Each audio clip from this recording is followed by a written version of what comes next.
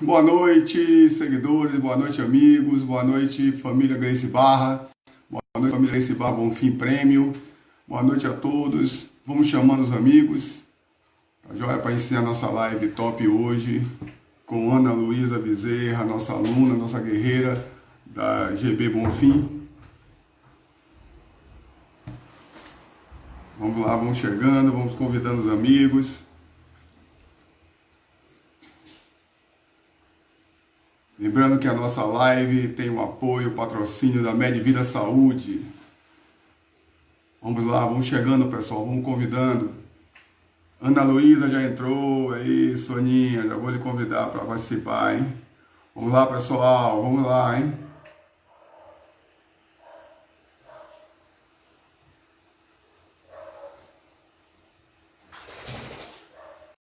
Amigos, vamos ouvir essa linda história da nossa filha da GB Bonfim. Aí, Aninha. Boa noite, Aninha. Boa noite, professor. Tudo bem? Tudo jóia. Vamos levar esse bate-papo aqui muito produtivo. E para mim é uma honra e uma felicidade para conversar com você. Uma das coisas mais importantes do professor é ver o discípulo, o aluno, ganhando áreas, se fortalecendo e superando todos os limites, né? Que não tem limite na vida. Então, eu fico muito feliz. Eu falei com seu pai e sua mãe que eu pedi a liberdade de dizer você ser minha filha também, né? Então, eu fico muito orgulhoso com tudo que você está fazendo, com esse trabalho seu, com esse sucesso, com essa serenidade. Então, eu fico muito feliz, muito grato, realmente. A honra é Vou toda esperar minha. o chegar mais bem. A honra é toda minha. Que massa. Vou esperar essa galera chegando aí, para a gente conversando, falando sobre o que eu sou, como você entrou no jiu-jitsu, como foi sua história no jiu-jitsu, e essa missão sua, né? Porque a gente acha que a gente escolhe, né? Às vezes, o que a gente quer fazer, né? É, Mas aparece na vida da gente de uma forma tão arrebatadora que a gente vai ver, está tão envolvido já, e eu fico muito feliz com essa geração de vocês, ter esse propósito profissional, de sobrevivência, mas ter todos nós, assim, essa coisa humana, né? É até redundância dizer que o ser humano tem que ser mais humano, né? Mas a gente vê com um propósito de sempre ajudar, né? Minha avó tinha um ditado interessante que ela dizia que quem não serve para ser, quem não vive para servir, não serve para viver. Então, tudo que a gente fizer em prol das outras pessoas é bastante importante. Então, a necessidade de ter uma pessoa assim tão próxima a mim, um aluno que começou, você foi o aluno que começou, você e Enzo foram os propulsores do Kids na escola, né? Vocês começaram tudo a partir de vocês. sim. Então, a gente vai contar um pouquinho dessas histórias aí para incentivar. É importante, eu acho que é uma palavra, aquela frase interessantíssima, que diz que a palavra educa, o exemplo é força. Então, se a gente puder ser exemplo bom na vida das pessoas, é muito, muito, muito importante. Aí estão chegando as pessoas. Hoje eu nem me lembrei que hoje é o dia dos namorados. Então, não sei se vocês estão namorando, mas espero que as pessoas compareçam aí para a gente ver esse momento. Mas, como sempre, a gente vai colocar a nossa data, a nossa história, do TV, nossas mídias sociais, tá no canal Facebook, no YouTube. Então, as pessoas vão ter acesso a qualquer momento, né? Mas é importante. Aninha, vamos começar falando como você entrou no jiu-jitsu, que ano foi que você entrou, com que idade, aí depois a Alex entrou, e esse processo do seu trabalho. Me explica tudo assim, explica a gente de forma minuciosa, um pouco uma autobiografia sua aí, fica à vontade. Então, vou precisar de sua ajuda, professor, porque eu era criança ainda, então as lembranças são meio vagas. Eu acho que eu tinha uns 8 anos, não sei se era 2000 e 2010, não sei se era 2010, não, 2010 foi, acho que quando eu saí. Eu não lembro o ano exato, mas eu tinha uns 8, acho que eu Porque comecei com uns Gracie 8. Barra, nós migramos para Gracie Barra em 2004. E eu acho que eu não me recordo também, acho que eles começaram em 2004, foi quando a gente, foi logo depois que a gente foi para aquela, para o espaço de Baú, em 2001. Aí nós ficamos com a equipe do Ferreira, o período, aí em 2004, convidados para fazermos parte da Vem Ferrari. O período que não tinha os kimonos ainda, e o segundo de vocês era aqueles kimonos ainda. Eu acho que foi próximo da país. Ele está com quantos anos hoje? Eu tô com 22. 22, aí ele está com 19. Então, foi mais ou menos essa época. Fala um pouquinho da sua experiência, que você começou, logo no jiu-jitsu. A minha experiência com jiu-jitsu é algo que eu lembro desde criança. E é um dos arrependimentos que eu tenho de ter largado, mas pelo menos eu voltei, né? É um arrependimento que pelo menos teve jeito, né? Consegui resolver. Mas como desde criança eu sempre gostei de praticar esportes. Meus pais me estimulavam bastante a prática de esportes. E na época eu lembro que eu já tinha feito futebol, já tinha feito capoeira e sempre eu fazia, via que não gostava muito e aí já procurava outra coisa. Até que eu encontrei o jiu-jitsu, que foi muito mais do que um esporte, um estilo de vida, como o senhor professor sempre fala, né? Uma família que a gente ganha mais. E eu fiquei uns 2 anos, eu acho. Eu acho que fiquei dos 8 aos 10, mais ou menos. Ou foi dos 7 aos 9, eu não lembro. Eu sei que eu tava ali, eu peguei a amarela, não foi? Já tava um tempinho com a amarela, quase mudando para laranja, que na época tinha menos faixa para criança. E aí eu terminei saindo meio que por birra com meus pais, porque eu queria participar dos campeonatos, eles nunca me inscreviam. Aí eu fiquei chateada e resolvi mudar para um outro esporte que eu pudesse participar por conta própria, sem depender deles. Eu mudei pro handebol. Também era na escola, já facilitava um pouquinho. Mas foi algo que eu também passei um tempinho no handebol, mas depois também enjoei. Fiquei um tempo sem fazer nada. Fiz um pouco de Krav Maga, de boxe. E aí eu percebi que nada se comparava ao jiu-jitsu, que eu tinha que voltar para o jiu-jitsu. Aí foi quando eu tinha ingressado na universidade. E aí voltei para academia que eu comecei para continuar o jiu-jitsu, começando do zero. Foram acho que uns 8 anos parada, desde a época de criança, voltei com uns 18. Então foi uma volta que para mim foi o meu reencontro de todas as atividades que eu já tinha feito. O jiu-jitsu foi onde eu me encontrei mais. E eu me lembro, eu me lembro assim muito vivo de memória, quando você esteve lá na academia, este ano, seu retorno, quando você esteve lá na academia, conversando, aí você estava na dúvida ainda se voltava ou não, aí eu dei aquele incentivo, volta, devagar, acho que você foi com o namorado, com o amigo, Não foi com um amigo ele meu. queria, foi com o amigo, que aí ele É, queria treinar, depois desistiu, aí você ficou meio assim, depois voltou, aí continuou, mas tudo são etapas, né, que tem, você com esse trabalho que você faz de empreendedorismo, você entende bastante que nós temos que ir passando as etapas e se fortalecendo, amadurecendo. um Então, amadurecimento muito importante. vai entendendo, né? Aí vai casando. Eu acho que conforme todos os conhecimentos que nós temos na vida, você tem que ir montando esses quebra-cabeças e um vai ajudando o outro no processo desse tipo, né? Então, eu me lembro assim, na época que você estava indo, aí fui para aquela turminha, aí depois seu pai me conversou, você vai parar, eu fiquei assim, vai fazer o processo, a criança se discutindo, vai, se a sementinha tivesse sido plantada, um dia ela volta. Ou então, se não voltar, o aprendizado da arte marcial fica para a vida, não se acaba, né? Então, é importante. E aí, menina, depois, sabe, desse período, você voltou, hoje é uma faixa roxa, se não fosse a pandemia, estaria próximo até de já pegar a faixa marrom, vai ser uma grande honra para mim um dia que colocar uma faixa de você, quer dizer, lhe dar a faixa de meritoriamente, né, no seu merecimento. Então, esse dia vai chegar, né? Sim, estou me esforçando para isso. Que vai O boi preto vai chegar. espero que seja vivo, né? Foi feito depois da pandemia. E eu vou participar, mas quando tiver um processo de mudança de alimentação, pretendo que deve com umas carnes vermelhas, que no processo vegetariano. Eu espero que daqui a 2 anos eu não coma nenhuma carne animal. Eu fé em Deus, Boa Deus lembrança. pode. Eu também provavelmente não vou estar mais comendo. Então, Quando a gente vai chegar comer lá. um saladão.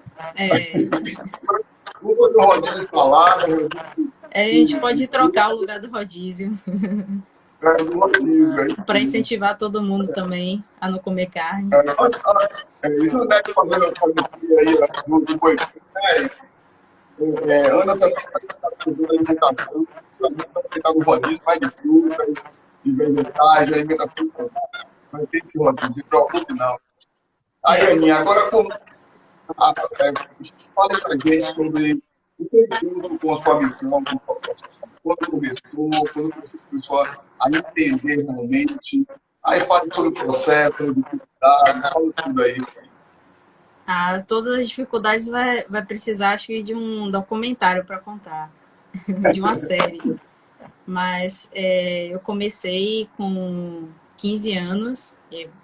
Desde criança eu já tinha esse sonho de ser cientista. Gostava de brincar de ser cientista. E quando eu estava no primeiro ano do ensino médio, eu vi um cartaz na escola do Prêmio Jovem Cientista do CNPq. E achei que aquela fosse ser minha grande oportunidade de finalmente ser uma cientista de verdade, largar a brincadeira e partir para a prática. E aquele ano era 2013, o Internacional pela Recuperação da Água. Então eu tinha que procurar algum tema que fosse relacionado à água para poder desenvolver do zero. Naquela época eu não tinha ideia nenhuma ainda. E como também estudava na escola a questão da seca, o semiárido, nunca passei por esse problema, mas já era muito. A gente já conhecia muito por conta dos estudos. Eu vi que eu deveria focar nisso. Tinha que partir de algum problema e aquele seria o problema que eu ia querer resolver. Eu fui pesquisando na internet para achar o que é que eu poderia fazer para resolver o problema, que eu tinha limitações, claro, de não tinha suporte de laboratório, não tinha como desenvolver uma tecnologia super complexa, tinha que ser algo simples. E aí foi que nasceu a primeira versão do que hoje é o Aqualuz. Na época eu nem tinha esse nome, mas foi o meu primeiro protótipo, foi criado em 2013. Anos já se passaram, já estamos na versão 12, mas naquela época era muito simples, extremamente diferente da versão que está agora, que, claro, tem que sempre melhorar. E, infelizmente, eu não ganhei um prêmio, mas eu já estava tão apaixonada pelo projeto que eu continuei tocando como hobby.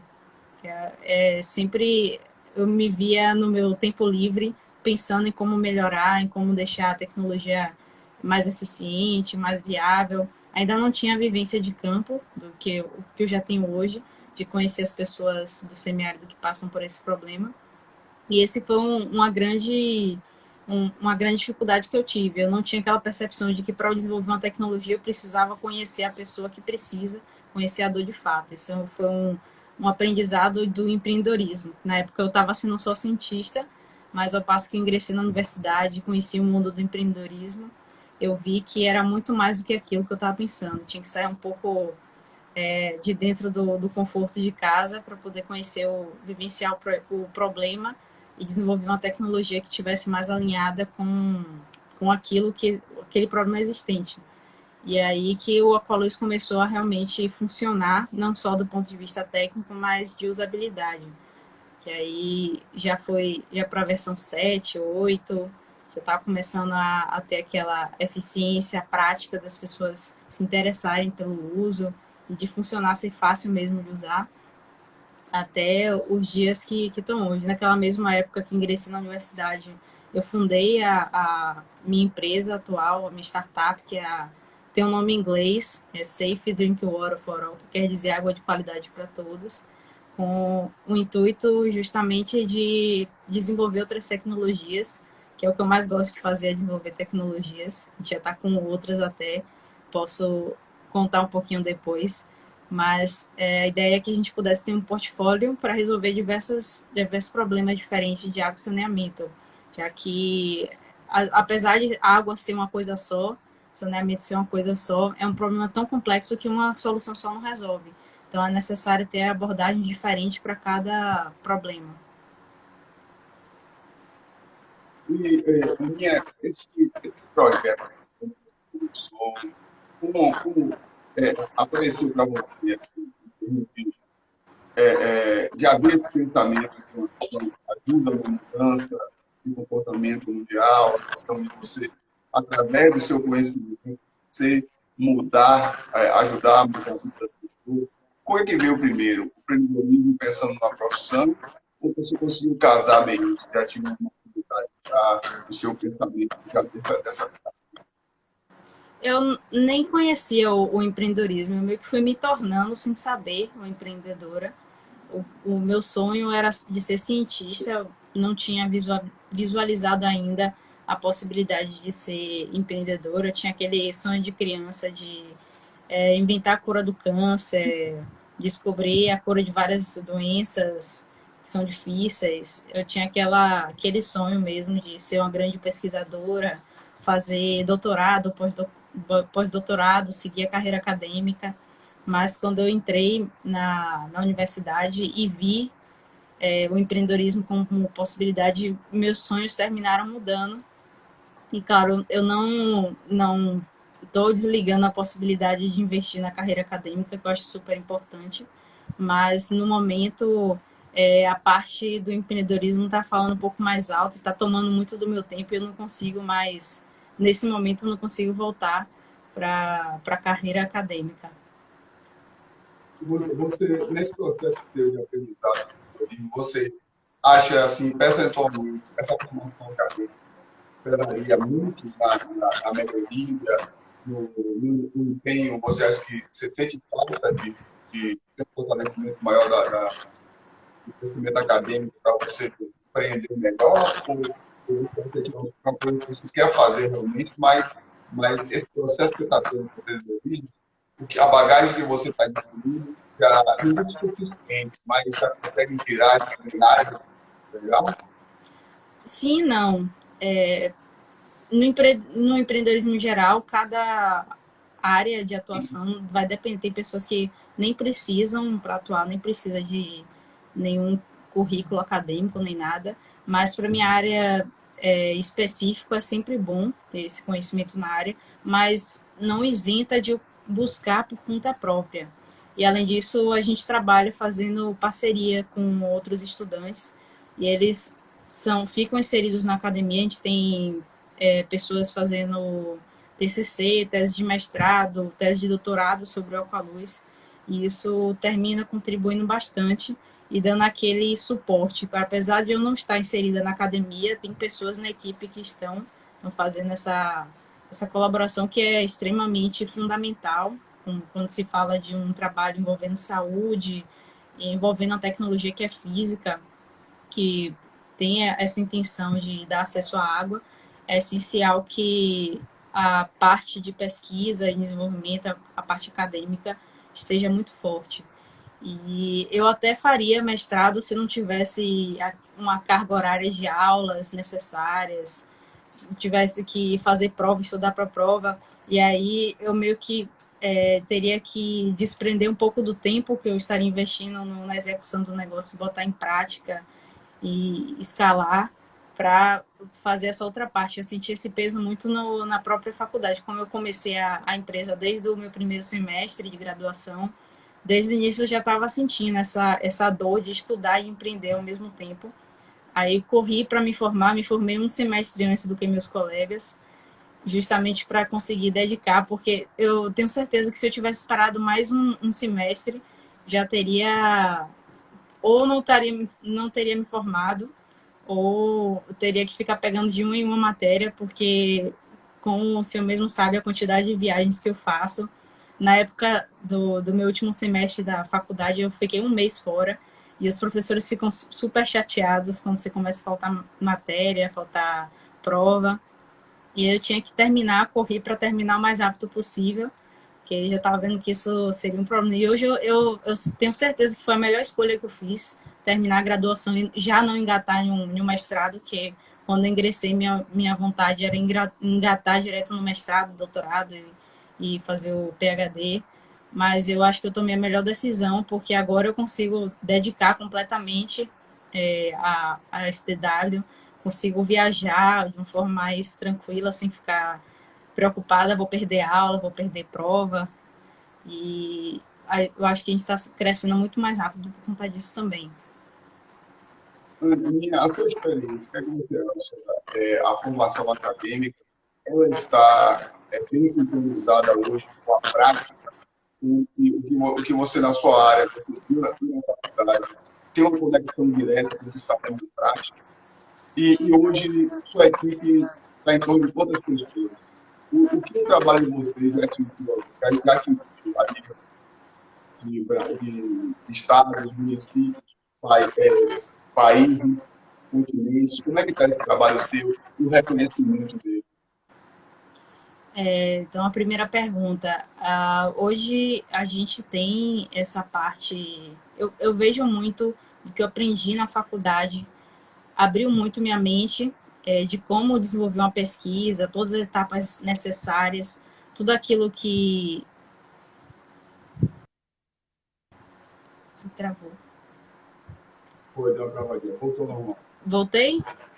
Acho que foi minha Voltou, internet. voltou. Voltou, tá bom. Então, eu estava falando que nessa parte, na faculdade, eu aprendi muito a metodologia científica, que na escola eu não tinha noção nenhuma de como fazer.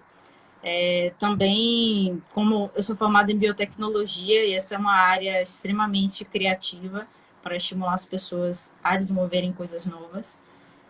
Tem na área de saúde também, de ambiental, que é minha área é meio que uma mistura de saúde com ambiental. E agregou muito essa parte técnica e teórica de como desenvolver uma pesquisa. Às vezes tem alguma tecnologia específica que eu estudei, que eu consegui tirar um pouquinho e aplicar dentro da minha empresa. E, claro, a grande oportunidade de conhecer o empreendedorismo. Eu conheci na faculdade. Foi uma matéria de gestão e empreendedorismo que, naquela minha ansiedade de formar logo, que eu tinha desde o primeiro semestre, eu peguei... Eu tinha a carga horária de sexta livre no primeiro semestre, e aí eu estava procurando o que colocar, e aí um veterano me indicou fazer gestão e empreendedorismo. Aí quando eu fiz, descobri o que era empreendedorismo e fundei a startup justamente por conta dessa matéria. E hoje sua equipe, para a formação de sua quantidade de pessoas, e abrangência do seu Sim. trabalho? A nossa equipe, ela tá meio que distribuída. Minha sócia é do Ceará. Eu também conheci ela através de um parceiro. Nem foi quando ela começou a trabalhar comigo, nem foi a gente se encontrando presencial. Foi meio que a distância, a gente continua trabalhando à distância, tanto que o home office nem está fazendo tanto efeito na gente, porque a gente já trabalhava assim. Também temos pessoas trabalhando no Rio Grande do Norte, uma equipe bem diversificada, pessoas de diversas áreas. Tem minha sócia e boa parte da equipe é de engenharia ambiental, que é a área mais importante para a empresa. Temos pessoas de engenharia de produção, de geografia, ciência da computação, logística, enfim, são várias áreas que eu não vou conseguir lembrar todas, mas temos o núcleo administrativo da empresa, que são as pessoas que trabalham mesmo no dia a dia, é de mais ou menos 5 pessoas, mas a gente tem pessoas que dos outros estados que são nossos representantes. A gente tem, também esqueci que tem um em Sergipe, que eu acho que está até aqui nessa live, Felipe. Ele é baiano, mas está estudando lá engenharia ambiental na faculdade de Sergipe, e ele também está representando a gente por lá. E temos um outro estudante de mestrado que é baiano, mas que está morando na Holanda, também está trabalhando com a gente nessa parte futura que a gente quer trazer de expansão internacional para poder atuar em outros países. Por enquanto, nossas implantações estão focadas no Brasil, não só nesses estados que a gente tem representação, que é Bahia, Bahia, Rio Grande do Norte e Ceará, mas a gente também tem implantação em Pernambuco e Alagoas, em Sergipe ainda não. São totalizando 5 estados que a gente já fez alguma instalação do Aqualuz e já tem pessoas sendo impactadas diretamente com essa nossa primeira tecnologia. Mas é isso, a equipe externa, contando todo mundo, dá mais ou menos umas 13 pessoas, 13, 14 pessoas. Fora que a gente também, sempre quando faz instalações, a gente contrata a mão de obra local. A gente também tem essa parte de impacto social de geração de renda local, que é uma forma da gente tanto reduzir os custos logísticos, são um custo bem alto de mandar pessoas a 1.000 quilômetros de Salvador. E também eu não posso mais ficar indo, porque aí quando eu vou, eu fico completamente desconectada e ainda falta os treinos de jiu-jitsu. Então eu tô dando meio que um pause nessas viagens e agora a gente já tem uma equipe estruturada para fazer isso. E claro que eu não vou deixar de ir, mas a maior parte das vezes que vão ser as equipes mesmo de implantação. E, Aninha, faça um resumo, que eu sei que acho que na live não vai dar. Você já emitiu quantos passaportes viajando e faça um resumo dos prêmios que você já ganhou aí. Essa eu tinha que ter me preparado antes, que eu não vou conseguir lembrar de todos. Mas foi um processo que, apesar do número ter sido alto de premiações que a gente já ganhou, o número de vezes que a gente se inscreveu é muito superior para outros processos e não ganhou. As pessoas só veem as vitórias, mas as derrotas com certeza são 3 vezes maiores do que as vitórias que a gente teve. Aí eu fico meio como história de sucesso pelas premiações que a gente conquistou, achando que foi super fácil. Ela ganhou um bocado de prêmio de vez assim, mas não, eu perdi muitos. A primeira vez que eu criei o Aqualuz, eu já comecei perdendo uma premiação, que foi aquela Prêmio Jovens Cientistas. Mas deixa eu tentar focar nas mais importantes, que também são as mais recentes. De internacional, a gente tem uma da Bélgica, que foi aquela que eu passei um mês lá, em uma imersão, só focada em projetos na área de água e saneamento em países em desenvolvimento ou subdesenvolvidos, que é o Young Water Fellowship. O outro foi o maior de todos, o de maior destaque, que foi o Young, Young Champions of the Earth da ONU, que é Jovens Campeões da Terra. Foi do ano passado que deu esse reconhecimento. E o mais recente é um que eu ainda nem. Eu sempre esqueço de publicar, que foi o Green Tech Awards, que é desse ano. Foi uma indicação, eu nem me inscrevi nesse.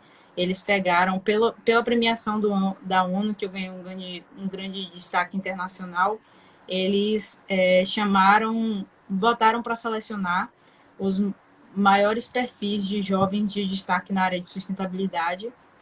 E eu terminei sendo uma das 3 finalistas. Era para ser na semana que vem a premiação lá na Alemanha, mas infelizmente foi adiada por conta da pandemia. A gente não sabe ainda quando vai acontecer. E nos 3 casos, nessas 3 premiações internacionais, eu sou a única brasileira representante. No caso desse Green Tech, ou mais recente, eu sou a única da América Latina que já foi finalista. E dos brasileiros também tem outros, tem regionais, tem nacionais, mas esses 3 seriam os que eu daria maior destaque, os internacionais. Esse que você citou, Ana, a arte marcial nos ensina bastante. Né? Estar sempre estar confortável no desconforto. E saber que o processo de crescimento, você vai ter um sucesso para quem resiste aos insucessos, né? Quem persiste, quem insiste. Resiliência. Sempre as pessoas que vêm, aquelas que sobem no pódio, desmerecem, né? A conquista, porque muitas vezes não viveu, né? Mas eu, como meu tempo de lutador, eu sei a importância da criança, e eu sei que foram passageiros que nos fortaleceram no caminho. Uma coisa interessante, a gente vê o objetivo do trabalho de vocês e a gente não pode deixar de fazer esse tipo de pergunta. De onde vem o apoio maior de vocês? A gente vê que é uma causa social, é uma causa humanitária. Como vocês conseguem ou têm apoios governamentais, ou são mais apoios empresariais? Como é que funciona? Como é que está hoje essa redundância que a senhora fala, a humanização? Como está esse pensamento das pessoas a respeito do próximo, a respeito de pessoas que não têm o básico? Porque eu acho que é tão normal abrir uma torneira ou pegar um copo de água em casa e tomar água boa, e a gente vê que pessoas, seres humanos semelhantes a nós, não têm direito a isso. Então, como está a visão dos grupos poderosos, ou aqueles que têm essa capacidade de gerar, através das finanças, esse tipo de projeto? Então, professor, ainda não tenho uma resposta tão boa para dar quanto a isso, em termos da parte política do governo. Desde o início, eu sempre procurei apoio, principalmente do governo, achando que essa seria a minha principal forma e única forma de levar o que eu criei para impactar a vida das pessoas, que é algo extremamente essencial. Mas, apesar de ter sido difícil no início, porque eu não tinha contato com ninguém, mas quando eu comecei a participar de eventos, conhecer pessoas, eu fui sempre buscando deputados, já cheguei a falar com governadores, deputado tanto estadual quanto federal, e a gente sempre vê o entrave principal, que é a burocracia, e ainda aquela descredibilidade de você, uma mulher jovem que estava começando ainda, não tem um resultado para mostrar. Na época, no caso, eu não tinha nada ainda feito, então ainda era aquela dúvida que eles não tinham a segurança de implementar, de fazer acontecer. E em alguns casos não era nem do interesse, né? A gente sabe que, infelizmente, acesso à água e saneamento, que é algo que é essencial, mas não dá votos. Então, a maioria prefere financiar festa, shows, do que aquele bem tão vital. E até para a população, às vezes, eles dão realmente mais importância a isso do que a própria água. Mas no meio empresarial, eu encontrei uma porta de entrada para finalmente ter os resultados. Eu acredito que agora a gente já tem 300 unidades implantadas, sendo que 250 delas foi pela iniciativa privada e 50 foi através de suporte que a gente teve de algumas ONGs, e aí a gente converteu essas premiações, as que tinham recurso financeiro, a gente converteu nessas unidades, conseguiu implantar entre o ano passado e 2018. E agora a nossa esperança é de que seja mais fácil conseguir esse apoio do governo, que já temos resultados, já tem um reconhecimento internacional. Então, agora também a empresa já pode ser fornecedor do governo, porque um dos outros entraves que eu tinha era que, por ser MEI, eu ainda estava na modalidade de MEI, que é microempreendedor individual, não poderia ser fornecedor do governo. A nossa burocracia sempre dando dificuldade. Agora a gente já tem uma empresa limitada, e aí já pode se cadastrar como fornecedora do governo para poder trabalhar com essas parcerias, tanto na esfera municipal, estadual, quanto federal, que é o grande objetivo. Pelo mesmo programa, para quem não conhece, teve um programa aqui no Brasil chamado 1 milhão de cisternas, que implantou mais de 1,4 milhão de cisternas nessas regiões, dessas zonas rurais, a maior parte no semiárido, e aí levou um grande avanço para a vida das pessoas que era o acesso de água próximo de casa, através de captação e armazenamento de água de chuva, que era 16 mil litros, que é suficiente para uma família por um ano, quando esse bem é bem gerido.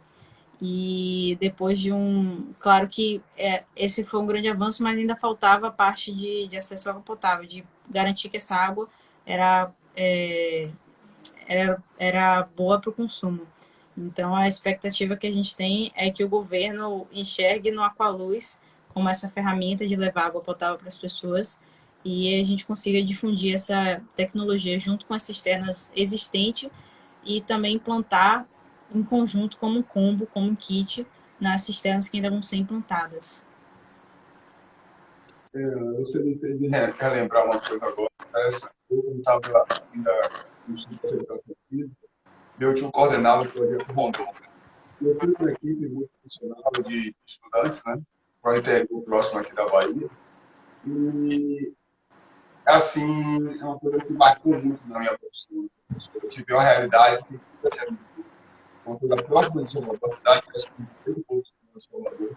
Isso tem muitos anos já, né? Mas impactou bastante a realidade.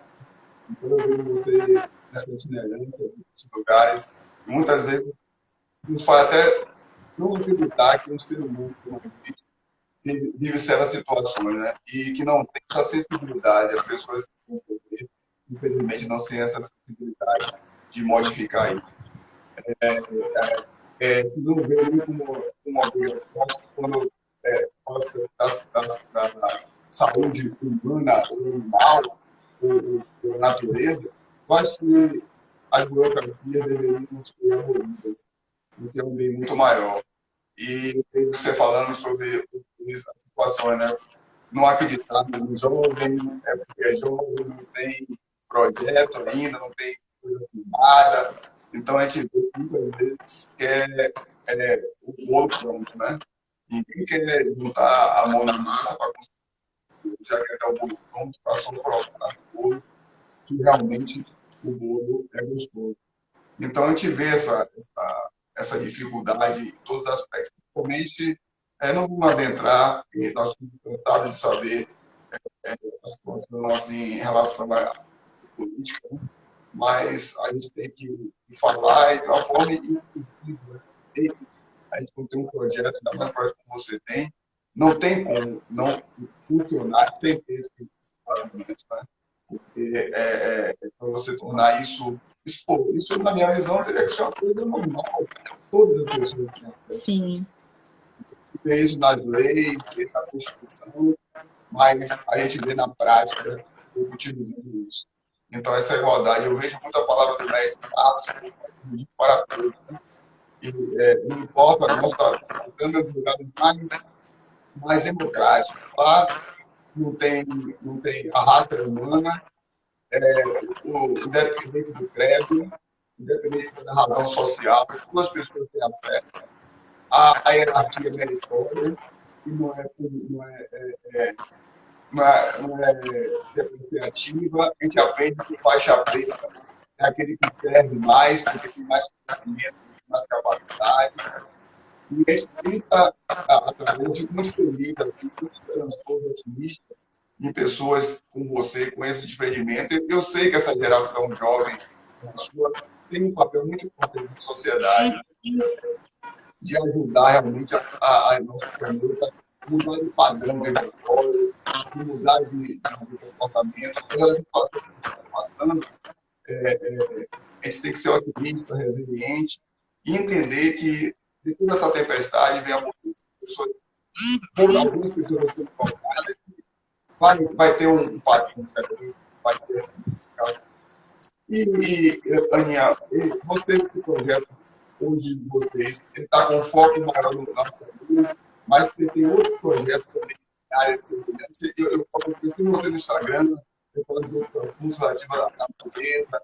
Então, comente mais sobre esses outros projetos seus, divulgue aí para a gente entender melhor. Então, tenho os meus projetos como pessoa física, que às vezes eu sou embaixadora de algumas iniciativas para promoção da ciência, do empreendedorismo para os jovens, mas também tem as outras tecnologias que a gente está criando dentro da STW. Tem uma que é um dessalinizador para usar a água salobra também, como água potável, que era algo que sempre me pedem, que é uma limitação do Aqualuz, ele só consegue tratar água de chuva, mas agora o nosso foco está sendo mesmo em um lavatório híbrido que usa água de chuva e água encanada, que funciona também com pedal, para que a gente consiga implantar nesses locais de grande circulação de pessoas, principalmente agora que vai começar a ter as aberturas dos comércios, a circulação vai aumentar nas ruas e a gente quer possibilitar que as pessoas consigam higienizar as mãos mesmo fora de casa. E aí a gente está conseguindo parceria com a prefeitura, dessa vez está sendo muito mais fácil. E claro que também com uma parceria com a iniciativa privada para financiar a tecnologia. E vamos instalar entre o fim de junho e início de julho cerca de 15 equipamentos, ainda não sei os bairros, mas espero pelo menos um trazer para Ribeira. No, a gente vai instalar nos pontos de ônibus para que as pessoas que estiverem circulando possam ter essa forma de prevenção, não só do coronavírus, mas também de outras doenças, que a ideia é que a gente estabeleça mesmo esse hábito, uma tecnologia que vem para durar muitos anos, e mesmo pós-pandemia as pessoas continuem praticando esse ato que deveria ter sido estabelecido na cultura há muito tempo atrás. Ana, me tira uma dúvida muito importante. As grandes potências do mundo hoje, os países que detêm um capital maior, entre aspas, são países que têm uma condição humana melhor. E a gente vê que os países que necessitam mais, somente desse setor luz, porque não tem água tratada, são justamente os governantes não têm tanto interesse nisso.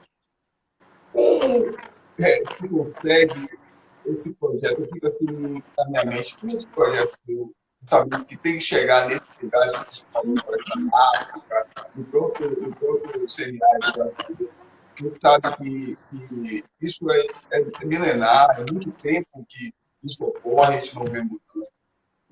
Como você vê essa barreira, justamente desses locais que mais necessitam e não vê isso como prioridade? É muito difícil, professor. Até a forma como a gente está vendo de contornar isso é com a iniciativa privada, que é um pouco mais fácil de trabalhar, mas ainda assim, às vezes a gente ainda encontra algumas coisas não muito legais, como corrupção. Só que é algo que não tem para onde correr. Realmente, os locais onde a gente precisa atuar são os locais mais difíceis de chegar por essas limitações de interesse. E o que a gente está tentando fazer é ter essa visibilidade internacional que ajuda a meio que as pessoas serem meio que obrigadas a fazer aquilo pelo bem do povo, não querendo fazer por algum tipo de recompensa própria. É uma das maneiras que a gente tem de contornar, mas ainda assim não é o suficiente. E aí o que a gente tenta fazer é sempre tentar chegar com ONGs, com outras empresas que já atuam no local. No caso, isso falando no Brasil. No internacional, a gente ainda não sabe como é que vai atuar. Principalmente na África, a corrupção na maioria dos países é bem pior do que aqui no Brasil. E a gente já sabe que vai ser um grande desafio. Mas, por outro lado, ainda tem muito a que ser feito aqui no Brasil. Ainda existem muitas famílias a serem impactadas. Se for considerar o número de cisternas, a gente tem mais de 1 milhão aí pela frente para poder atender. E é isso. As barreiras existem, sempre vão existir. Afinal, o empreendedor existe para justamente resolver problemas. E a gente vai estar tentando aí ter sempre parceria com empresas que realmente estejam alinhadas com os nossos propósitos. Da mesma forma, pessoas do ambiente público que estejam alinhados para manter a ética sempre em primeiro lugar e o bem-estar social e continuar fazendo o nosso trabalho mesmo com outras tecnologias. Você consegue sentir, Aninha, né, empresas que patrocinam, que ajudam isso com apoio, já a sensibilidade voltada justamente para essa qualidade de vida dessas pessoas que passam por essa situação, mas sabe que o meio capitalista é o retorno. Então, o que essas empresas elas já ajudam por ter realmente já esse espírito já, tem uma visibilidade de melhoria da imagem da empresa, ou é realmente um retorno financeiro que eles querem? O que você já visualiza ali? O que você foca realmente para atrair? Então, tem um pouquinho de tudo, mas no setor que a gente atua é chamado responsabilidade social corporativa, que é onde as empresas são meio que obrigadas por lei a fazer aquele investimento para o bem social. E aí existem algumas linhas que eles conseguem até isenção de impostos para isso, mas hoje no Aqualuz as que fazem parceria com a gente não ganham nada em troca, porque a gente não consegue se enquadrar em nenhuma dessas leis. E aí a outra parte, que é justamente a da imagem, eles conseguem muito valorizar a imagem da empresa se associando a STW, ao Aqualuz, pela visibilidade que a gente tem na mídia. Mas tem outra parte, quer dizer, um pequeno percentual que também é por querer levar o bem-estar para as comunidades. Nesses casos onde a gente atua, tem muita empresa que é parque eólico, parque de energia solar, e aí eles precisam manter um bom relacionamento com a comunidade para continuar atuando nesses locais, como forma mesmo de facilitar o trabalho e também levar um retorno social positivo, porque eles estão gerando lucro, estão gerando renda através de uma parte ambiental que está causando impactos negativos naquela comunidade, sempre tem alguma geração de impacto negativo, e a forma como eles têm para manter ter um retorno para a sociedade, para as comunidades locais, é de investir em projetos sociais. E o Aqualuz é um deles. Então, a forma como a gente atua agora é muito mais focada nessas empresas que tem que dar o retorno para essas comunidades. Por enquanto, elas não ganham nada, não tem nenhum retorno financeiro direto com isso. Mas a forma que a gente quer trabalhar é que elas consigam, porque aí a gente vai conseguir ampliar nosso impacto também. E aí, do jeito que está, as empresas meio que têm um limite de orçamento, elas não podem também gastar muito, já que elas não vão ter retorno com isso. E se a gente conseguir que elas tenham retorno, a gente vai conseguir aumentar também o investimento que elas podem fazer no Aqualuz. É uma mudança de paradigma, né? É a ressignificação da mentalidade, né? Porque os semelhantes também do nosso lado, isso vai reverberar para nós. Então, às vezes, o não ganhar nada é muito relativo, né? Porque uma pessoa que vai ter acesso a uma boa água, a uma boa alimentação, uma boa educação, ele vai ser mais um para ajudar no processo. Então, a gente vê ainda que isso não está aparecendo, está melhorando, já foi pior, mas ainda não está, acho que ideal está longe, né? Mas está no caminho. Então, com pessoas como vocês, lavadores, empreendedores, e a gente observa que a gente não desiste, está sempre persistente, insistir, né? Essa fé que a gente vê. Eu não vou falar aqui das minhas convicções a respeito disso, que é uma coisa que é muito pessoal, né? Podemos dizer religiosa, então, mas a gente sabe os objetivos, né? Espirituais são muito fortes. E estão Com investindo muito em certeza. pessoas como você, que estão conectadas com o bem, que querem realmente um mundo melhor, querem as pessoas vivendo melhor, e conectar muito com o nosso grande mestre, né? O mestre Maurício Oro, o mestre Carlos Grace, que ele fala muito isso, né? Que as pessoas, ele diz para todos, as pessoas viverem em harmonia. Às vezes a pessoa tem um preconceito com a gente que pratica arte marcial, praticar marcial vai não, praticar marcial você se conhece, você conhece os limites. A gente vai aprendendo com a marcial que o maior adversário da gente somos nós mesmos. Né? Então, a gente vai se fortalecendo. O tempo voou, né? Esse nosso bate-papo aqui foi assim, interessante. Muitas dúvidas que eu queria tirar com você, mais a aula, dia a dia, mas a gente tem que fazer milhões de lives dessas. Eu queria, que agora você falasse, divulgasse assim, as formas que os parceiros podem chegar até você, divulgue suas mídias sociais, divulgue seus contatos para todos. Eles têm que reverberar isso.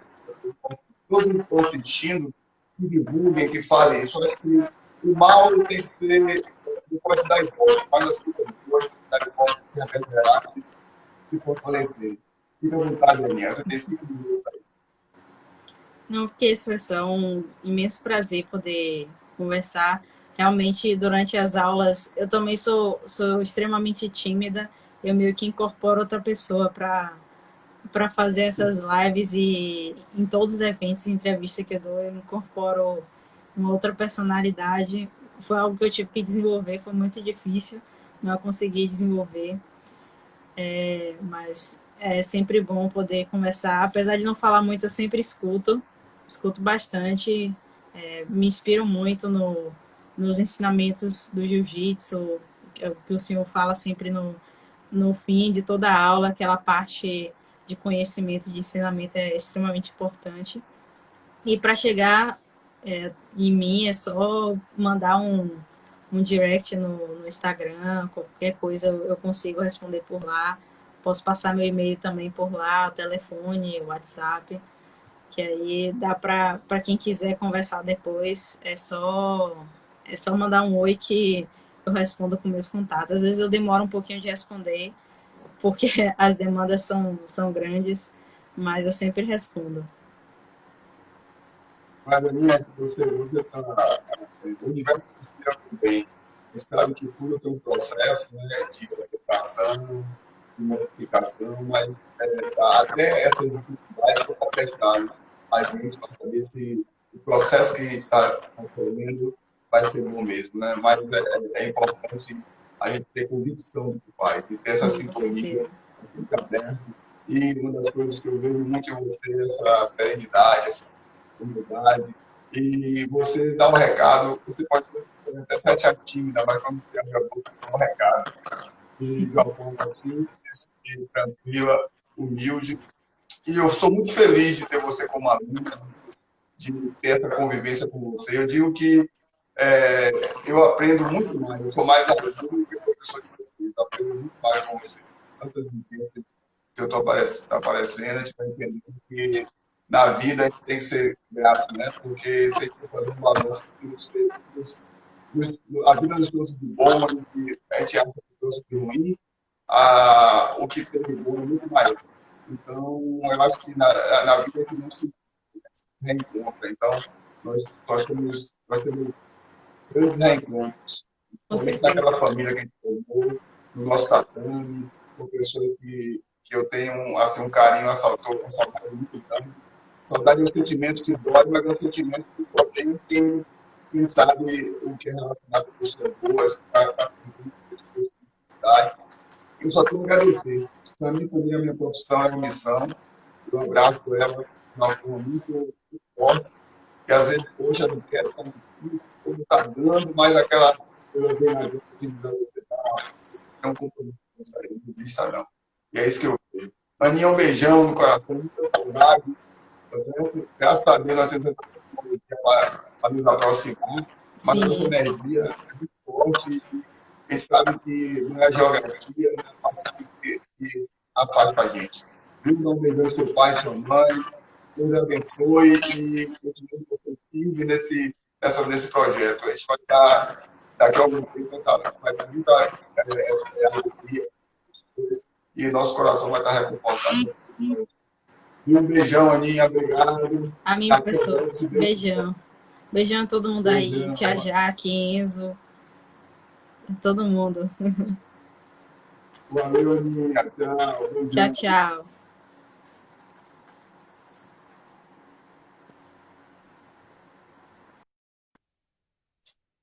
E aí, pessoal, pô, essa live foi top demais, né? Eu sou aquele professor, aquele pai coruja, né, que fico muito feliz com essa conquista dos meus alunos. Eu tenho tantos alunos que já tiveram todas as conquistas que eu acompanhei, né? Desde quando começou comigo, muitos mais novos, e hoje já são profissionais excelentes nas áreas que atuam, já são pais de família. Eu fico muito feliz por ter essa chance, né? Sou muito grato a Deus por conheci tantas pessoas boas e tantas pessoas que estão ajudando a modificar o mundo, né? Às vezes a gente tem tanto pessimismo, pensa tanto negativo, tantas coisas, mas a gente vê assim pessoas como Ana, como tantas outras pessoas que querem modificar o mundo, errando, claro, né? Porque erro faz parte do processo de aprendizado e crescimento, mas o importante é que o objetivo seja sempre acertar. Tá joia? Falando diretamente para minha família, Grace Barra Bonfim, muita saudade de vocês. Espero que eu espero e acredito que nós estamos mais perto do que longe de voltarmos, né?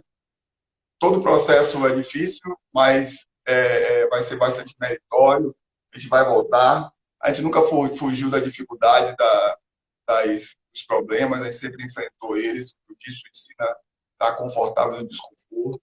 Não vai ser mais essa dificuldade que vai derrubar a gente, não.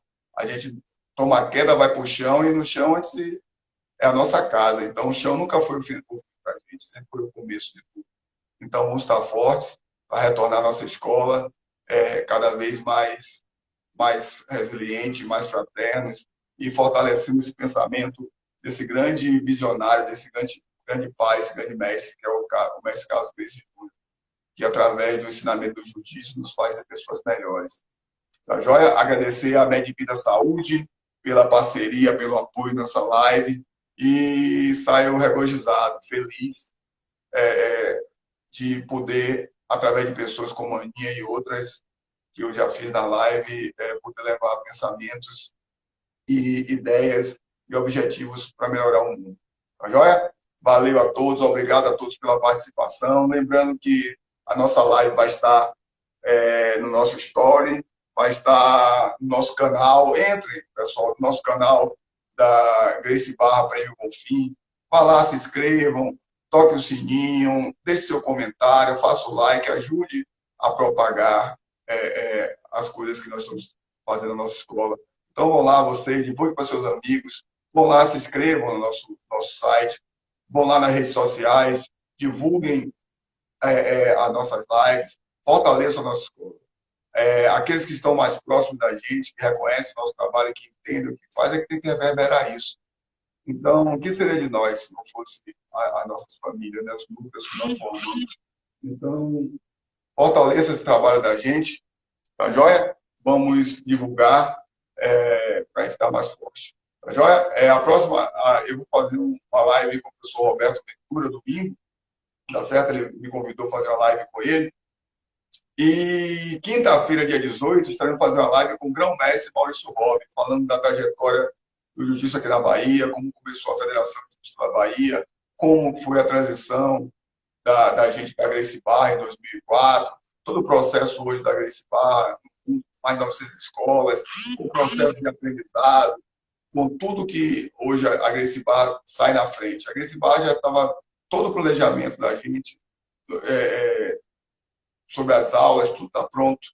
A gente só falta da liberação municipal, estadual, para retornar a nossa programação, de protocolo de aula, com segurança, com higiene, está tudo pronto. E nós sempre tivemos como premissa da nossa escola cuidar e manter a higiene, a qualidade de ensino, de saúde dos nossos alunos, tá certo? Então, isso aí para a gente é normal, manter a qualidade do serviço e manter a qualidade.